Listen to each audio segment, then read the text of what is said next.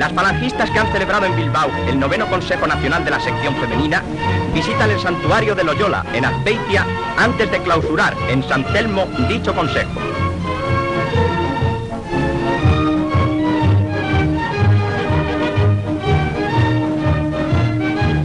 En el lugar que fue cuna del fundador de la Compañía de Jesús, la delegada nacional Pilar Primo de Rivera recibe de manos infantiles delicada ofrenda de flores. Después de la visita al santuario, las jerarquías asisten a una magnífica exhibición del grupo de danzas de Oñate, Tolosa y Azcoitia.